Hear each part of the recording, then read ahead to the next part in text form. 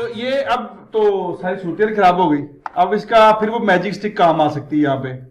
Okay, clear हो गया। पर पावलो ये मैं पूरे का पूरा स्ट्रक्चर मूव करना चाहता हूं, तो इस मूव जैसे तो ओहो ये तो नहीं चलेगा ना, नहीं चलेगा। यहां पे क्या आएगा, यहां पे नीचे लिखा हुआ है प्रिजर्व सिमेट्रीज, के सिमेट्रीज को कायम रखे। आप इसको टिक करें, फिर मूव की ऑप्शन लेके देख रहे हैं, एग्री? क्या आपके लिए वो भी सहूलत है कि आप उसको लेके चले, आप उसको लेके जिस तरह भी आपका मॉडल हम आपको दिखा रहे थे, आपका मॉडल ड्रा हो जाएगा। Is it clear?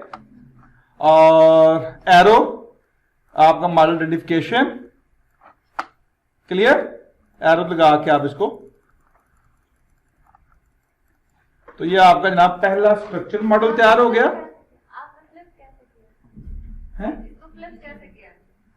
फ्लिप, हाँ चलिए मैं बताता हूं आपको। ये क्राफ्ट इसको दो को फ्लिप करते हैं। ये देखें, इसको सिमेट्री को अनसेलेक्ट किया और इस अकेले को मूव किया मैंने। ओके, वैसे ये तरीका गलत बता रहा हूं, वरना एक तरीका ऐसा भी है, ये ले ये मूव कर रही है। मैं बार सिखाऊंगा। एक मैंने जो ओल्ड वे इस्तेमाल किया कि मैं इस वेरिएबल को अलहदा ले गया, और ठीक है ना, एक तो तरीका ये है, लेकिन दैट्स नॉट फेयर। तो आप ये कहेंगे सिमेट्री के साथ मूव करें, तो आप ऐसे ये जो गोल घूम रहा है ये वाला जो सिंबल है, ये था रीसाइजिंग का सिंबल, मतलब आप उसके साइज को, और ये सिंबल किस लिए है? घुमाने के लिए। ठीक है, आप जिस तरह मर्जी उसको अप डाउन, जिस तरह भी स्पेस को एडजस्ट करना चाहते हैं आप उसका यूज कर सकते हैं। क्लियर? आपके तो डिपेंड करता है आप स्ट्रक्चर किस तरह का लेंगे। और क्या रह गया? ये सेव का ऑप्शन है, मिनिमाइज मैक्सिमाइज ये सिलेक्ट का ऑप्शन है, ये पूरी की पूरी फाइल व्यू करने का ऑप्शन है। लेट्स सपोज के मैं कहता हूं प्लस, ओके, वैल्यूज को चेक करने के लिए मिनिमाइज। अगर इसको सेलेक्ट करेंगे, सिर्फ स्पेसिफिक एरिया को जूम करेगा जिसको चूज किया है, और जब इस पर क्लिक करेंगे तो पूरी फाइल को व्यू कर देगा। और resize the part diagram to fit on the page, understand?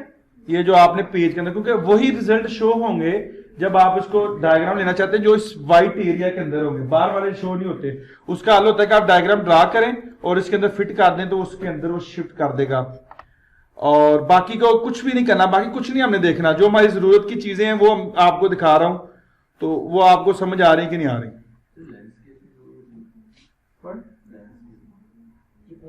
Portrait वो आप लैंडस्केप करना चाहते हैं तो view interface properties, view interface properties, तो यहां पे पोर्ट्रेट को लैंडस्केप नीचे आए हुए हैं, किधर है पोर्ट्रेट? लैंडस्केप A4, हाँ हो गया, ठीक है। इसको कर दें तो वो उसमें कन्वर्ट कर दें, वो व्यू इंटरफेस प्रॉपर्टीज। क्योंकि मैं ये कहता हूं कि अगर सब कुछ बता दें कुछ ही याद नहीं होना। मैं आपके सामने वो कर रहा हूं जो आपको जरूरत की चीजें हैं, ताकि आप उसी तरह चलें जिस तरह मैंने करवाया, कि आपके सामने मॉडल फिट हो गया, कोई मुश्किल नहीं है, विद इन सेकंड। वैसे आखिर पे अगली वर्कशॉप का नशा लगाने के लिए ऑटोमेशन भी करूंगा, ऐसे क्लिक करूंगा ऐसे मॉडल क्रिएट हो जाएगा। 50 वेरिएबल है, 50 वेरिएबल का मॉडल क्रिएट हो जाएगा, वो बाद में करते हैं। लेकिन अभी मुझे ये बताएं कि is it easy to all you? कोई मुश्किल तो नहीं है? एवं बार बनाया हुआ था, पता नहीं क्या क्या क्या क्या क्या। Okay, clear? ये था स्ट्रक्चर मॉडल। हमने किसके साथ काम करना है? पाथ मॉडल के साथ। अब इसको वैसे एक सारा क्लियर होता है मेरे ख्याल में। इसको मैं अगर सेट करूं सारा, एडिट क्लियर है यहाँ पे? क्लियर कहीं पे? नो नो नो नो, फिर वन बाय वन ही जाना पड़ेगा। मैं वैसे इसका ऑप्शन मैं इस्तेमाल करता हूं न्यू, मैं न्यू जाके मैं इसे डिलीट करना है सारा तो कर लेंगे। ओके, अब ये आप पे डिपेंड करता है कि आप मॉडल क्रिएट करना चाहते हो या डाटा में से मॉडल लेके आना चाहते हो। ये मुख्तलिफ वेज हैं आपके पास, जिस तरह मर्जी मूव करें, कॉपी करें, रोटेट करें, जो रिक्वायरमेंट हो इन्हीं में से कोई एक ना होगा ना। ओके, तो हमारा रिसर्च मॉडल था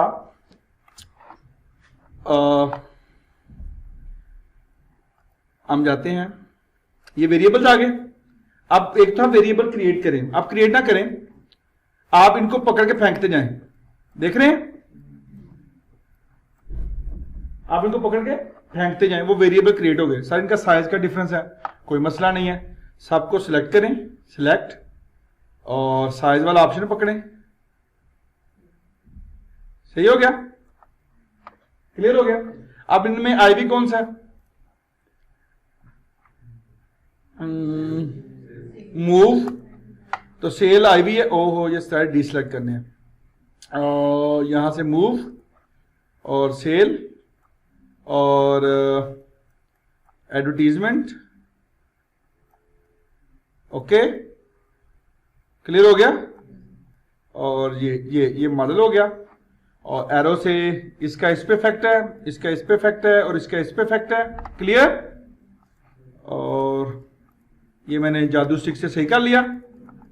अब ये बेसिक मॉडल है जो आपके वर्ड में बना होगा आपका मॉडल। 3 ivy 1 dB. अभी आपके लिए क्या बात हुई, तो एसपीएस में भी रहना था, अभी 1 डीबी यूज करते हैं। अब जो इसमें मॉडल स्पेसिफिकेशन है, ये मॉडल आइडेंटिफाई हो गया। ये क्या होगा? मॉडल। अब स्पेसिफिकेशन बहुत जरूरी है। अब क्या करें, ये हम अज्यूम करेंगे कि तीनों वेरिएबल आपस में कोरिलेट है। तीनों वेरिएबल आपस में क्या है? हम ये जो डबल एरो ना, ये कोरिलेशन का निशान है। मैंने शुरू में आपको उसमें दिखाया है स्लाइड्स के अंदर के कोरिलेशन डबल एरो। ये आपस में कोरिलेट करता है, ये आपस में कोरिलेट करता है, ये आपस में कोरिलेट करता है। जितने भी आपके इंडिपेंडेंट वेरिएबल होंगे उनकी आपस में कोरिलेशन ड्रा करनी है, कोवेरियंस कोरिलेशन। और जादू की स्टिक से वो ठीक कर देगा।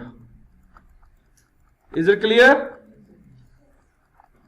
क्लियर हो गया कि तमाम आप लोगों के जो भी वेरिएबल होंगे ऑब्जर्व्ड और इंडिपेंडेंट, उनकी आपस में कोरिलेशन ड्रा करनी है।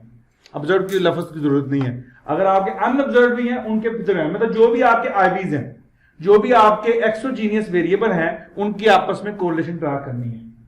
एक्सोजीनियस वेरिएबल क्या ड्रा करनी है? आपस में। और एंडोजीनियस को एरर टर्म लगानी है। एंडोजीनियस को क्या लगानी है? ये आपका डिपेंडेंट वेरिएबल है, ये क्या है? एंडोजीनियस। ये जो गोल द्वारा स्टेप बनी हुई है ना, ये एरर टर्म है। ये क्या है? ये ऊपर आपकी आ रही है। इसको क्लिक करें और इसके ऊपर ला के फेंक दें, ये एरर टर्म लग गई। फिर कह रहा हूं मॉडल आइडेंटिफाई कर दिया आपने, अब स्पेसिफिकेशन कर रहे हैं। तमाम एक्सोजीनियस वेरिएबल एक है तो उसकी तो कोरिलेशन आएगी। 2 3 4 है, उन तमाम की आपस में कोरिलेशन ड्रा करनी है आपने। क्लियर हो गया। और तमाम एंडोजीनियस वेरिएबल, चाहे वो मीडिएटर है, चाहे वो मॉडरेटर है, मॉडरेटर तो नहीं आएगा इसमें, डिपेंडेंट है, उन तमाम के साथ क्या ड्रा करेंगे? Error term. एरर टर्म क्या? इन 3 वेरिएबल का इस पे इंपैक्ट है, लेकिन जो बाकी वेरिएबल है वो किसमें चले जाएंगे? एरर में चले जाएंगे। उसका मतलब रखना है। और एरर टर्म को नाम देना होता है कोई ना कोई, लेकिन आप क्या करें, ऑटोमेटिक नाम यूज करवाएं इसका। ये जाएंगे टूल्स प्लगइन्स में, और प्लगइन्स में जाने के बाद आप लिखेंगे नेम अनऑब्जर्व्ड वेरिएबल है। क्या?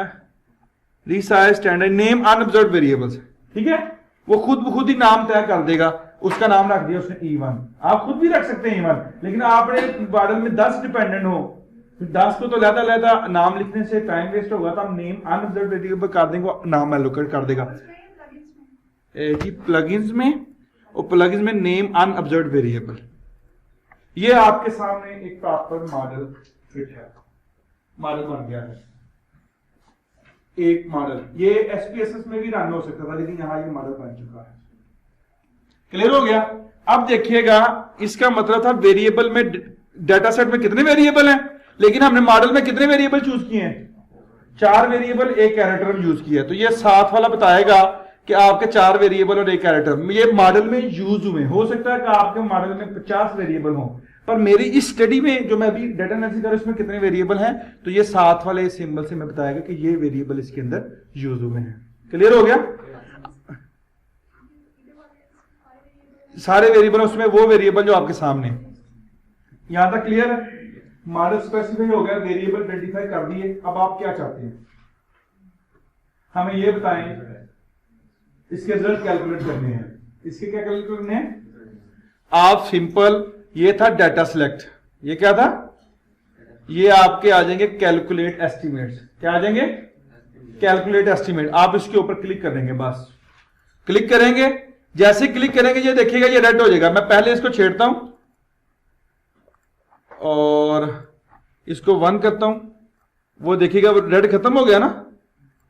ये यहां पे कुछ भी नहीं आ रहा, कोई भी रिजल्ट शो नहीं कर रहा। यहां पे देख रहे हैं ना, मैं जैसे ही कैलकुलेट एस्टिमेट पे क्लिक करूंगा, कैलकुलेट, वो डाटा रन हुआ अभी, और साथ ये रेड हो गया। रेड होने का मतलब क्या है कि सक्सेसफुली आपका मॉडल आइडेंटिफाई भी हो गया, स्पेसिफाई भी हो गया और रिजल्ट भी आ गया। जैसे ही मैं इस पर क्लिक करूंगा तो रिजल्ट आ जाएंगे इसके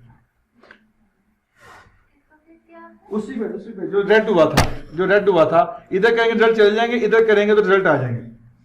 और ये जो छोटे नजर आ रहे हैं तो यहां से स्क्रीन सेलेक्ट करता हूं मैं, ये ले, क्लियर।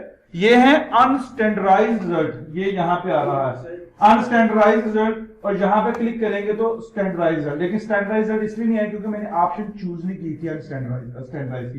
ये हम ब्रेक के बाद करेंगे, लेकिन हमारा successfully first regression model run हो गया। हाइपोथेसिस सिग्निफिकेंट है, इनसिग्निफिकेंट है। ब्रेक के बाद ये मैं खाना शुरू करता हूं क्योंकि लंच टाइम है, खाना ठंडा हो रहा होगा। और प्लीज 2 बजे तक ब्रेक रखेंगे, चाहे जो मर्जी हो। थोड़ी सी चीजें ज्यादा है, स्ट्रक्चर मॉडल समझाना है। सो मजा आना शुरू हुआ कि नहीं हुआ? तब तक प्लीज इसको करते हैं। मैं इसी को यहीं पे पास करता हूं और ब्रेक के बाद हम चीजों को लेके चलते हैं। ओके जी, ये एग्जांपल मैंने रन करने तक आप लोगों के साथ इस्तेमाल किया। हमने एक मॉडल ड्रा किया, इसके रिजल्ट को इंटरप्रिटेशन छोड़ते हैं, हम एक कायदा प्रॉपर फाइल पकड़ते हैं, उसी फाइल के ऊपर हम लोग पाथ एनालिसिस रन करेंगे और उसी फाइल के ऊपर हम एससीएम एनालिसिस रन करेंगे और देखेंगे कि दोनों के रिजल्ट्स में डिफरेंस क्या आता है और किस तरह से रिजल्ट्स को कॉपी पेस्ट किया जाता है वर्ड के अंदर।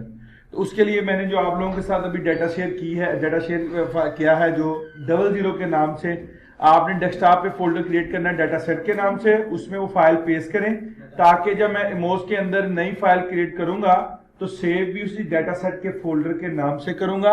मैं अपने डेस्कटॉप के ऊपर जो है वो फाइल सेव कर चुका हूं, डाटा सेट फोल्डर के अंदर 00 के नाम से फाइल सेव है। मैं अपनी इमोज में जाता हूं, फाइल न्यू, और वो कहेगा सेव करना है क्योंकि ये मेरा पुरानी थी फाइल तो मैं इसको सेव नहीं करना, चलो सेव कर देता हूं मैं। अब ये बिल्कुल न्यू फाइल आ गई। अब मैं ये फाइल को सेव करूंगा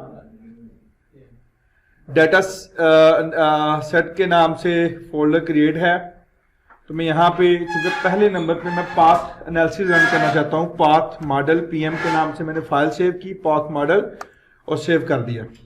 तो ये स्टेप हम पहले भी परफॉर्म कर चुके हैं सेव करने का। अब जिस जगह पे एनालिसिस करना चाहते हैं, मैं पहले भी कहा फोल्डर क्रिएट करें और उसके अंदर सारा एनालिसिस होना चाहिए, अदरवाइज ये काफी सारी फाइलें आपकी बनाना शुरू कर देगा। अब आपकी फाइल जो वो सेव हो चुकी है, यहां तक तो हम सब लोगों को क्लियर था। इसके बाद फाइल को अपलोड करना है तो हम सिलेक्ट डाटा में जाएंगे, फाइल नेम में जाएंगे और वहां पे जहां पे मैंने फोल्डर सेव किया है 00 फाइल जहां पे पड़ी हुई है उसको चूज करेंगे, ओपन। तो 200 के केसेस मेरे थे जो उसमें शामिल हैं और ओके, सिलेक्ट डाटा फाइल में जाके फाइल सिलेक्ट करनी है।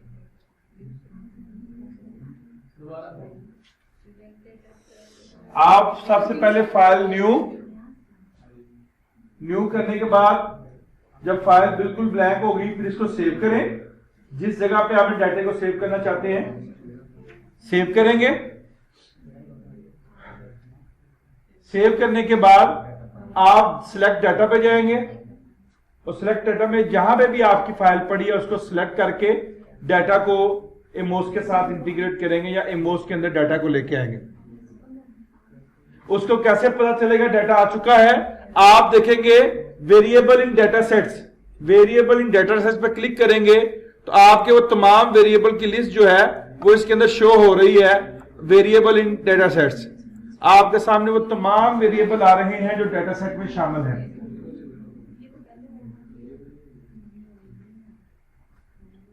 आ चुकी है? क्लियर हो गया सर?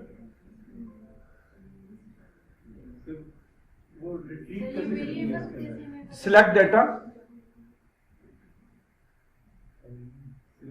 जी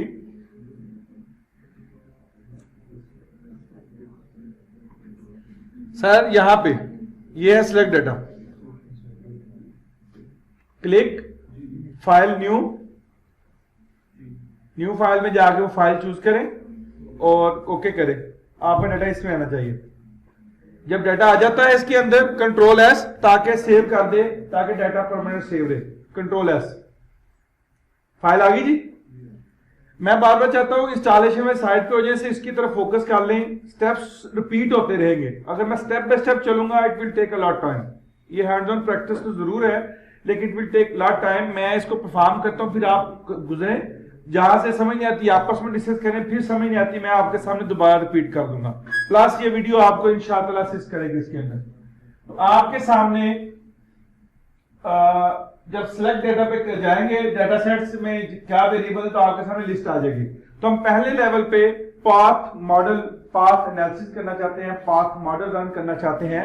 तो मैंने, अगर आप अपने डाटा सेट के सिलेक्ट डाटा में और डाटा व्यू में जाएंगे तो आखिर पे 1 2 3 4 जिनके साथ 1 2 3 नहीं लिखा हुआ, ये 5 वेरिएबल्स शामिल हैं जिसमें IWE, JS, OC, TOI and IM, ये 5 वेरिएबल है मेरी स्टडी के। इनको मैं कंप्यूट कर चुका हूं। इनको मैं कंप्यूट मीन ये मेरे ऑब्जर्व वेरिएबल हैं। मैं इनको लेटेंट वेरिएबल अज्यूम नहीं कर रहा, मैं इनको ऑब्जर्व वेरिएबल के तहत कि मैं डायरेक्ट रन करना चाहता हूं इसको। तो आप इनको ड्रा करके अपने शीट में ले आए डाटा एनालिसिस पॉइंट पे जहां पे इसकी डायग्राम ड्रा करनी है। तो ये 5 वेरिएबल मैं इसके ले आया। तो जब ले आएंगे तो इसको क्लोज कर देंगे। तो 5 वेरिएबल की स्टडी की आपकी डायग्राम ऐसी आनी चाहिए, जैसी मर्जी डायग्राम हो, उठा के उधर फेंकते जाए।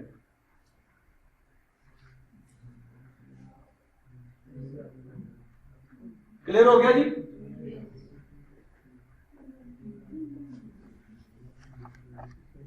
ओके। अब जब चूंकि इनका साइज छोटा बड़ा है तो हम क्या करेंगे, सबको सिलेक्ट करेंगे। सिलेक्ट ऑल ऑब्जेक्ट, पूरा हाथ जो ओपन है, सिलेक्ट ऑल ऑब्जेक्ट हो गई। फिर इसके बाद ये जो हमारा change the shape of object, change the जो कॉपी निशान के नीचे है उसको चूज करेंगे और किसी एक के साइज को छेड़े, बाकी के साइज उसी तरह होते चले जाएंगे। क्लियर हो गया जी?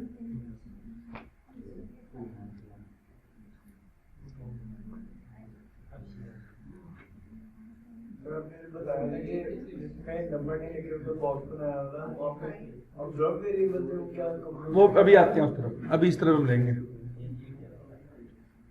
क्लियर हो गया जी? ये हमारे 5 वेरिएबल एक ही तरह के, ताकि वो डायग्राम जरा खूबसूरत बने और कोई पर्पज नहीं है इसका कोई डाटा एनालिसिस रिलेशन नहीं। ओके, अनसेलेक्ट किया मैंने हाथ बांध से, अनसेलेक्ट किया मतलब इससे एक सिंगल सेलेक्ट, इससे ऑल सेलेक्ट, उधर से नो सेलेक्ट। अब आपके सामने आ गया। अब मुझे यहां पे डायरेक्शन टैग करनी है क्योंकि पाथ एनालिसिस में मुझे पता मॉडल क्या होगा। मैं मूव को यूज करता हूं, जॉब सेटिस्फैक्शन, ऑर्गेनाइजेशन कमिटमेंट और टर्नओवर इंटेंशन, ये आउटकम होते हैं किसी भी जॉब के। और ये IWE मुझे अभी जेन में नहीं है, 2 IVs हैं। क्लियर हो गया? ये 2 भी मेरे जेन में नाम नहीं, क्योंकि स्टूडेंट की स्टडी थी। ये तो नजर आ रहा है, job satisfaction, organisation commitment, turnover intention. 3 dependent, 2 independent, इन 2 एक्सोजीनियस हो गए, 3 क्या हो गए? एंडोजीनियस। एक्सोजीनियस की हमेशा आपस में कोरिलेशन होगी और एंडोजीनियस के साथ क्या लगेगी? Error term. अब इसी के एक एंडोजीनियस पे एक एरर टर्म लगती है। अगर मैं एरर टर्म दोबारा लगाऊंगा ना, वो मूव करेगा। समझ आ रही है? तो मूव करेगा, तो मूव वहां पे करना जहां पे अच्छा लगे। तो मुझे यहां पे अच्छा लग रहा है, ये यहां से कोरिलेशन को उठा के इसके ऊपर फेंकना है, इन दोनों को आपस में लगाना है। ठीक हो गया?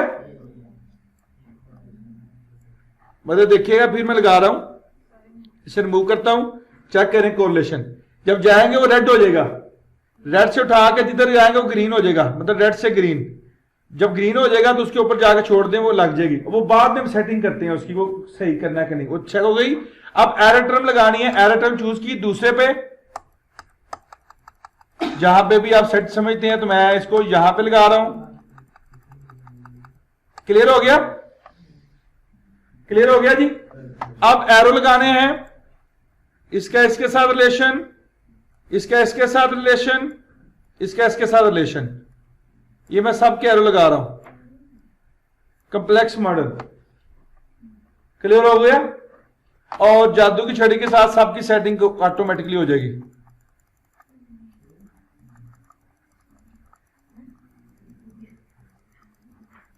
क्लियर हो गया? और ये चूंकि थोड़े से बाहर जा रहे हैं व्यू एरिया से, ये जो नीचे वाला पेज का साइज है, रीसाइज पेज क्लिक करूंगा तो उसके अंदर आ जाएगा। मैं इसकी इंटरफेस प्रॉपर्टी में जाके पोर्ट्रेट की बजाय लैंडस्केप कर देता हूं, लैंडस्केप और सेंटर, ये सेंटर में चला गया। अभी थोड़ा सा मुझे लग रहा है इशू है, तो मैं मूव के ऑप्शन से इसको थोड़ा सा ऊपर या जिस तरह भी आपको इजी लगता है। शक्ल खूबसूरत करना आपके हाथ में है, आप जैसे मर्जी कर सकते हैं। ये आपके सामने जी पाथ एनालिसिस है, पाथ मॉडल है, पाथ एनालिसिस परफॉर्म हो रहा है। ये पाथ मॉडल है, 3 डिपेंडेंट है, 2 इंडिपेंडेंट है, टोटल 6 डायरेक्शनल हाइपोथेसिस, डायरेक्शन के साथ जा रहे हैं, डायरेक्शन नहीं मतलब 6 की डायरेक्शन हमें पता थी, हाइपोथेसिस है। ये सब लोगों के ड्रा है, सब लोगों के ड्रा है।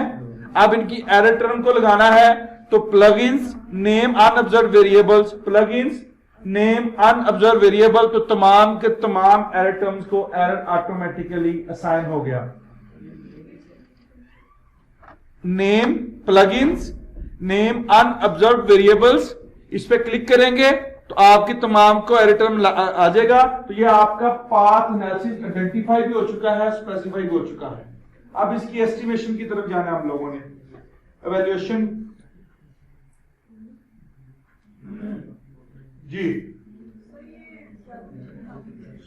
क्यों नहीं काम कर रही? आपका सिलेक्ट लेक्चर का इशू तो नहीं है?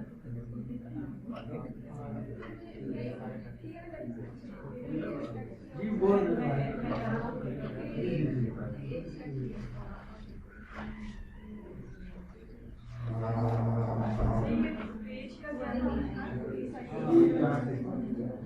क्लियर हो गया? क्लियर हो गया? क्लियर हो गया?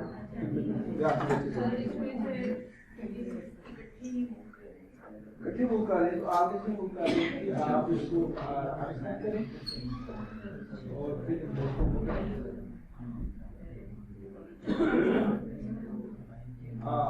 अभी एरर को लगातार मूव करें, ठीक है? एरर टर्म लगातार मूव, तो हमारा शुरू में आपने गलती कर ली ना उसकी। एरर टर्म बाद में लगाते हैं जब सारी सेटिंग हो जाती है। एरर टर्म हमेशा आखिर पे लगाएं, जब सारा मॉडल आ जाती है एरर टर्म लगाएं, बना एरर टर्म मूव नहीं करेगी। जी जी, ये जी सबका मॉडल डिजाइन है, मॉडल डिजाइन है जी। ये कोई फर्क नहीं पड़ता, हमारा ये है कि हमने इसका और इसका आपस में रिलेशनशिप टेस्ट करना है। वो ऊपर जाए वो नीचे जाए, ग्राफिक से कोई ताल्लुक नहीं। ये सब ये बता रहा है कि इसकी इस तरह डायरेक्शन के ऊपर रिलेशनशिप को चेक करना है। सर चलें, ओके। अब आपकी बारी आती है कि आपको रिजल्ट में चाहिए क्या क्या। हर एक के चूज करने के लिए आपके अलग-अलग प्रॉपर्टीज हैं। अभी जो हमें जनरली चीजें चाहिए मैं उनके ऊपर क्लिक करवाऊंगा। आपकी सिलेक्ट डाटा फाइल के साथ अगर जाएंगे ना, सिलेक्ट उसके साथ एनालिसिस प्रॉपर्टीज क्लिक करें।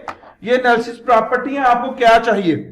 यहां कुछ भी नहीं हम लोग छेड़ने वाले एक्सेप्ट आउटपुट, कुछ भी नहीं आप लोगों ने करना है। एक्सेप्ट क्या आएगा आपका, आउटपुट। आउटपुट पे क्लिक करेंगे तो वहां पे सिंपल लिखा हुआ है मिनिमाइजेशन हिस्ट्री बाय डिफॉल्ट, जो भी इसकी सेटिंग है।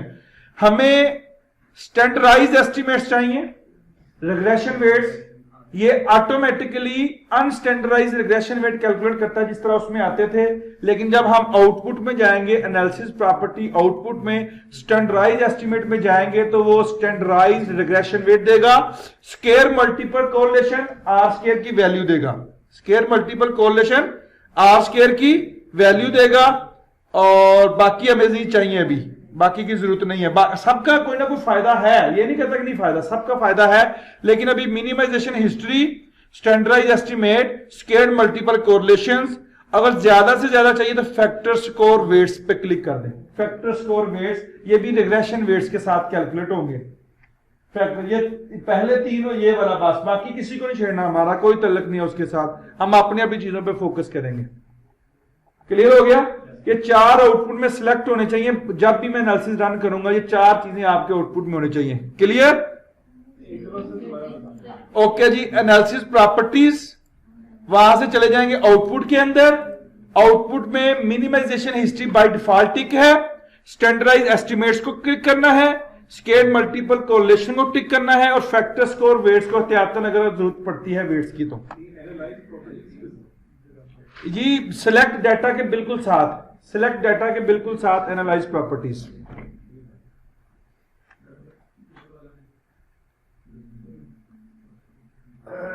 क्लियर हो गया जी? सर आ गया आपका? क्लोज कर दें, मतलब ये आ जाएगा। हो गया सर? लेफ्ट साइड पे टॉप लेफ्ट 3 और राइट साइड पे सेकंड फैक्टर स्कोर वेट्स। ये हर दफा यही होंगे जितनी दफा मैं एससीएम रन करता हूं, पाथ एनालिसिस रन करता हूं, मैं इसको बार बार नहीं बोलूंगा। ओके जी, आपके सामने आगे आपको जो आउटपुट चाहिए थी आप टिक कर चुके हुए हैं। अब उसके बिल्कुल साथ कैलकुलेट एस्टिमेट पर टिक करें तो मॉडल अगर सक्सेसफुली रन होगा तो रेड कलर का यहां पे सिंबल अपीयर हो जाएगा। देखिए सबका मॉडल सक्सेसफुली रन हो गया, रेड हो गया, नहीं आपका रन हुआ। की वेरिएबल आर वेरिएबल है ये, ओके करें और प्लगइन में जाएं। रन हो गया जी, रन हो गया सर आपका जी, रन हो गया, रन हो गया, रन हो गया जी। अब आपका रन हो गया। क्या कह रहा है? नहीं छोड़े ना इसको, रन कैलकुलेट एस्टिमेट करें। नीचे एनालिसिस प्रॉपर्टी हो चुकी है ना, उसके साथ रन होने के बाद ये गुड हो गया, रन हो गया जी। क्या आपका रन हो गया? अच्छा सर एरर आके ये हो गया।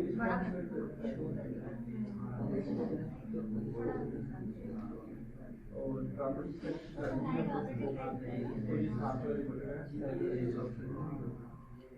UI there is more than one UI.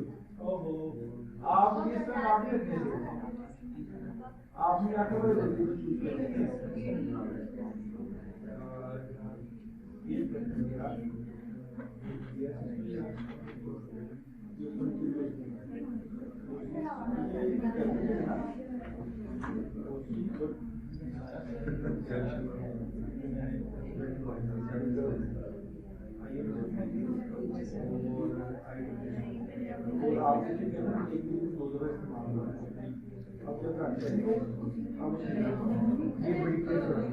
सुनिए जी, आपका एक भी वेरिएबल 2 दफा ना आए।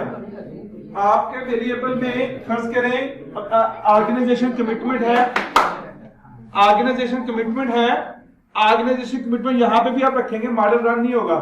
All variable should be significantly different even in names. अगर एक वेरिएबल को 2 दफा, ऐसी तो कोई थ्योरी नहीं है, लेट मी सपोज एक वेरिएबल को 2 दफा यूज करना है तो एक का नाम मोसी 1 होगा, एक का नाम मोसी 2 होगा। ये आपने बड़ी एहतियात करनी है कि आपके वेरिएबल के जो नाम हैं वो बिल्कुल डिफरेंट हो। अगर उन सामने एक ही वेरिएबल 2 जगह पर रखा था वो मॉडल रन नहीं हो रहा था, क्योंकि एमओएस का सबसे बड़ा इशू आउटपुट हर कोई ले लेगा। प्रॉब्लम यह है कि आपने मॉडल प्रॉपर्ली स्पेसिफाई और आइडेंटिफाई किया कि नहीं किया। अगर किया होगा तो सक्सेसफुली रन होगा। अगर रन हो गया आउटपुट पे क्लिक करें, क्या आउटपुट नजर आ रही है? आउटपुट नजर आ रही है जी। और अगर स्टैंडर्डाइज पे जाएं, क्योंकि हमने स्टैंडर्डाइज एस्टिमेट भी लिए, तो क्या स्टैंडर्डाइज आउटपुट भी आ रही है? क्लियर हो गया? तो हम स्टैंडर्डाइज आउटपुट को पढ़ते हैं, अनस्टैंडर्डाइज आउटपुट को हम नहीं पढ़ते। लेट मी सपोज तो IWE और IM, IWE और IM में कोरिलेशन है 0.49। क्लियर?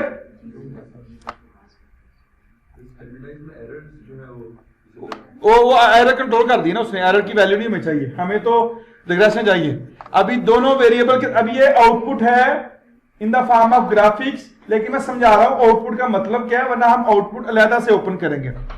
IWE और IM में कोरिलेशन है 0.49 और JS डिपेंडेंट है, OC डिपेंडेंट है, TOE डिपेंडेंट है। इस डिपेंडेंट में R स्क्वायर है 37, इस डिपेंडेंट में R स्क्वायर है 34, इस डिपेंडेंट में R स्क्वायर है 0.04। ये R स्क्वायर वैल्यू शो करता है। और ये जो आपके दिए हुए ना आपस में रिलेशनशिप के ऊपर value, these are the betas 1 regression weights, कि इसकी और इस वेरिएबल की आपस में एसोसिएशन 0.34 है। लेकिन हम ये तब एक्सेप्ट करेंगे 0.34 जब ये सिग्निफिकेंट होगा। लेकिन रिजल्ट टेस्टिंग से पहले हमें यह चेक करना है वेदर द मॉडल फिट और not, whether the model fit और नॉट। उसके लिए हमें इसकी आउटपुट में जाना है और आउटपुट मिलेगी इन तीनों सिंबल के दरमियान। Select data, analyse properties, calculate estimate, इन दोनों के दरमियान है व्यू टेक्स्ट। व्यू टेक्स्ट पे क्लिक करूंगा तो इसकी न्यूमेरिकल आउटपुट हमारे सामने ओपन होगी। न्यूमेरिकल आउटपुट हमारे सामने ओपन होगी। Is it clear?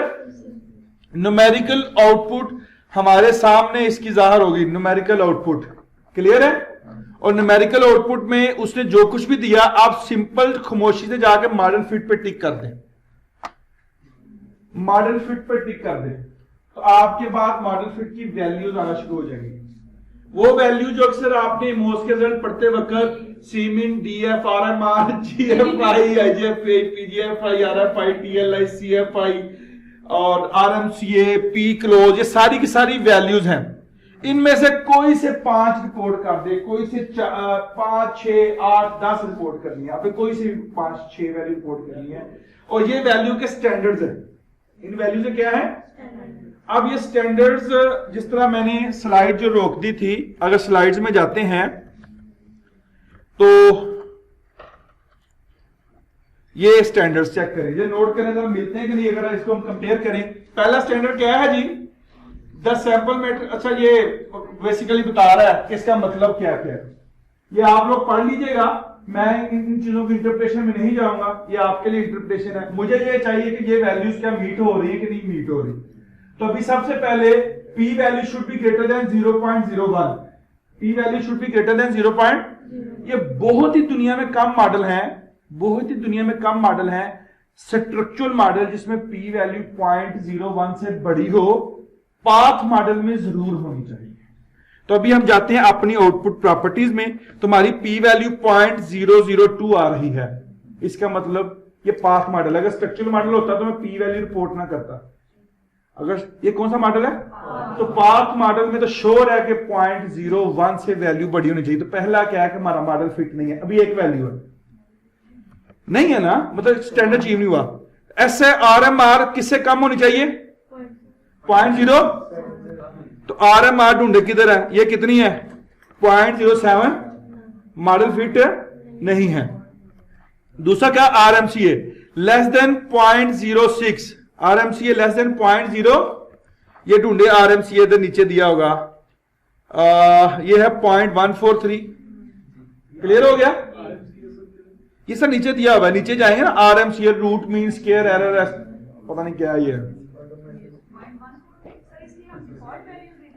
नहीं। हाँ, डिफॉल्ट मॉडल की, इंडिपेंडेंट मॉडल की देखनी, डिफॉल्ट मॉडल की वैल्यूज देखनी है।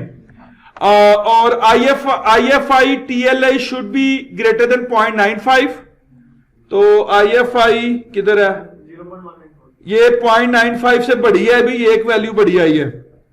और TLI ये कम है। और PCFI 0.85 से बड़ी होनी चाहिए। PCFI किधर है? ये भी कम है। और BAC स्मॉलेस्ट ये छोड़, ये देखिए ये मुख्तलिफ है, हर बंदे के रिपोर्ट करने का अपना अपना स्टाइल है। मैं कोई से 5 ढूंढता हूं जो फिट हो रही है, बस मुझे बहाना चाहिए कि मेरा मॉडल फिट है। ये मॉडल भी फिट है, लेकिन मैंने आपको बोला कि रिग्रेशन में हमने जो रिजल्ट आए उनको एक्सेप्ट करना है। पर SCM आपको कहेगा जिधर मॉडल फिट नहीं मैं उस मॉडल को रन नहीं होने दूंगा। वो डाटा, अब देखिए हमने तो मॉडल ड्रा कर दिया, इसका मतलब क्या? हमारे डाटा में कोई कमी है, हमारे डाटा में कोई पाथ की कमी है जिसकी वजह से मॉडल फिट नहीं हो रहा। अब मैं मॉडल को करने लगा हूं स्पेसिफाई, फर्दर स्पेसिफाई करने लगा हूं। क्या मतलब? मेरे मॉडल में कोई ना कोई इशू है जिसकी वजह से ये वैल्यूज जो है ना सही नहीं आ रही। इसका मतलब कोई ना कोई रिलेशनशिप मिसिंग है। हमारे मुताबिक मॉडल में रिलेशनशिप तो सारे हैं, पर इसके मुताबिक मॉडल में कोई ना कोई रिलेशनशिप मिसिंग है। अब देखिए कहां पे मैक्सिमम पाथ ड्रा हो सकता है। मॉडल फिट नहीं ना आया, वैल्यू सारी वायलेट हो रही है, मॉडल फिट नहीं है, इसका मतलब रिग्रेशन वेट्स पे तो हम रिलाई नहीं कर सकते।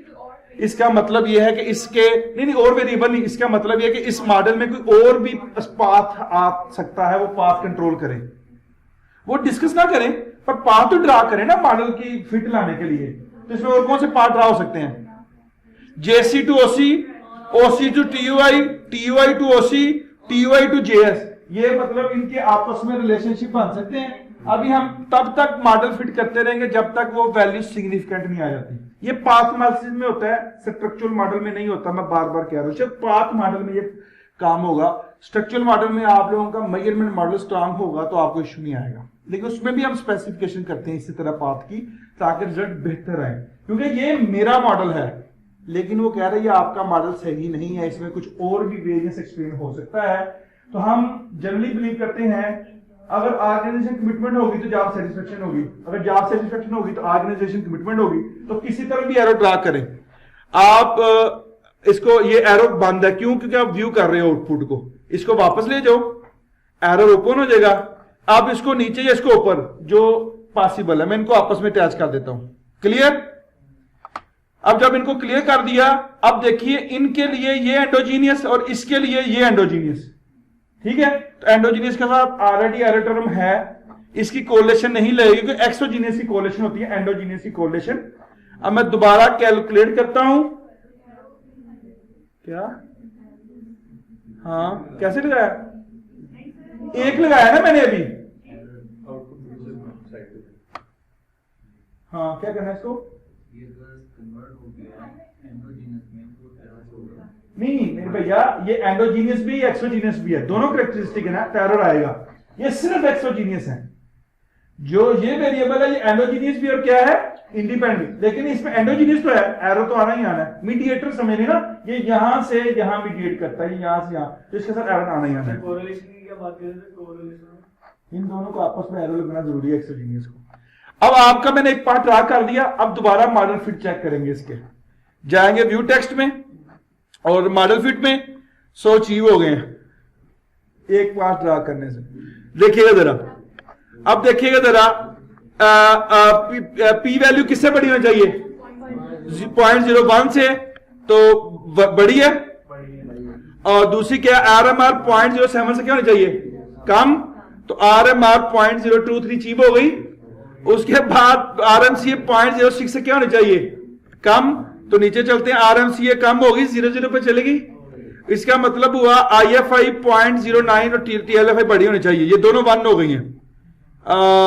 TLI और IFI बड़ी हो गई, बड़ी हो गई है 1 से। उसके बाद CFI 0.96 से, CFI भी 1 चली गई। PCFI 0.85 से, PSFI 0.85 से, 0.85 से कितनी है? 2।